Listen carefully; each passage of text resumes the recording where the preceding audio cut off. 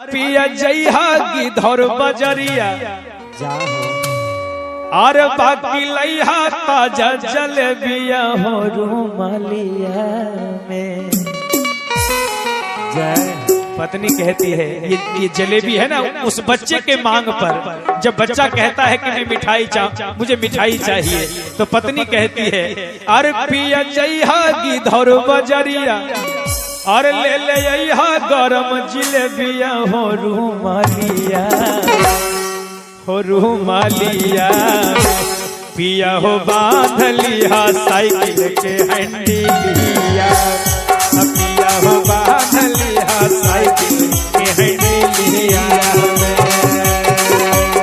पिया जइहा गिधर बजरिया बाकी लइहा गरम जिलेबिया हो रूमालिया।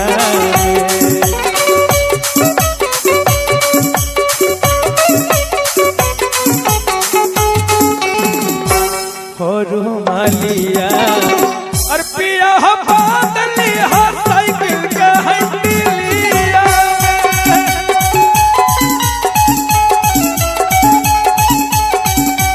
पिया हो बांध लिया साइकिल के हैंडलिया।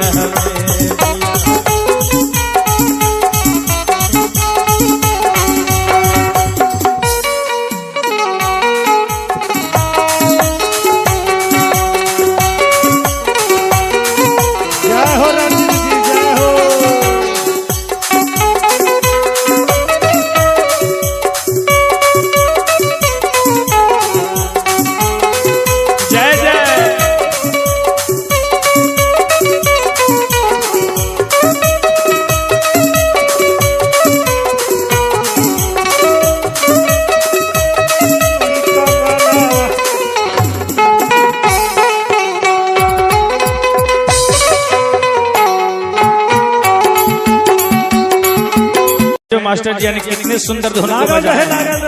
एक बार फिर से रहे मनोज जी क्या बजा रहे थे। कितना सुंदर धुन बजा रहे हैं, क्या बजा रहे हैं। अरे पियावा दिलदार मिललई है माना है मोर बतिया।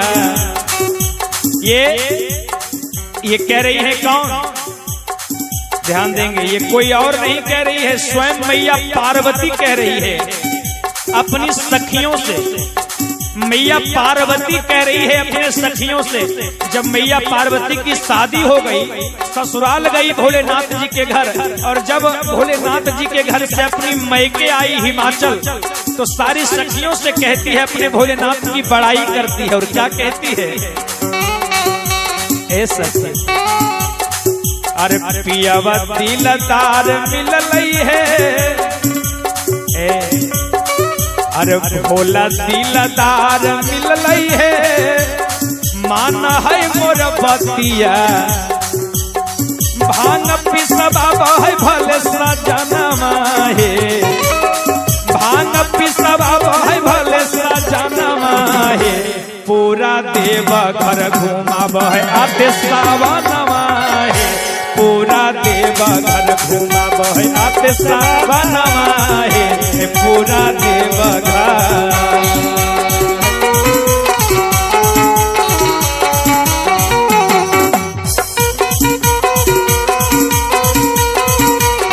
बोलबा हर हर महादेव।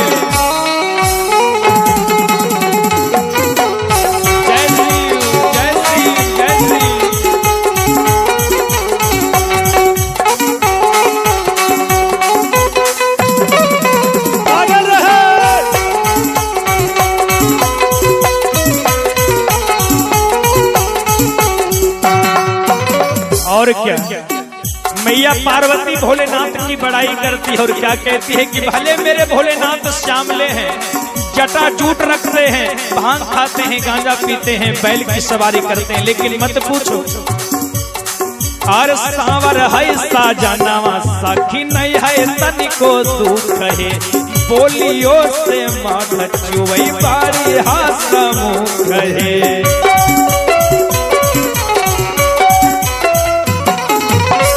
रही है पियावा पर घुमाना है, का रही है पियावा पर घुमाना है।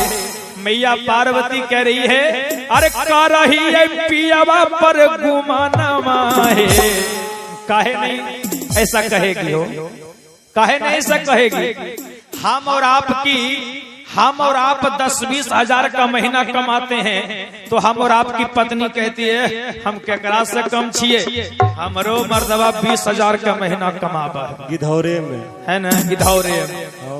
अब मैया पार्वती ऐसा करिए क्योंकि भोलेनाथ तो तीनों लोक के मालिक हैं, तीनों लोग उन्हीं का है। तो बताइए मैया पार्वती ऐसा काहे नहीं कहेगी, है ना।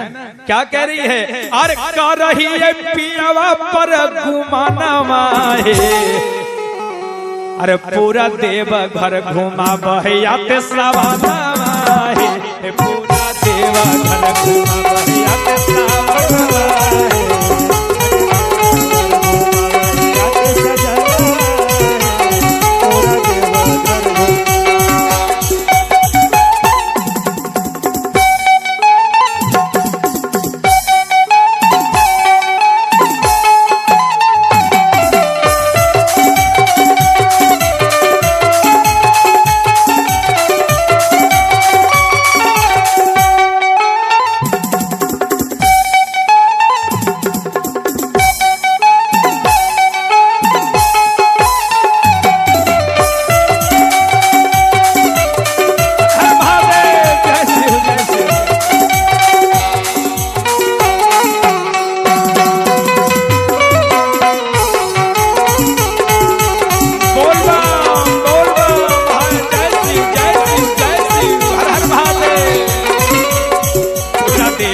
घर घुमा बहया ते सवाना है, पूरा देवा घर घुमा बहया ते सवाना है, पूरा देवा घर घुमा बहया ते सवाना है, पूरा देवा घर।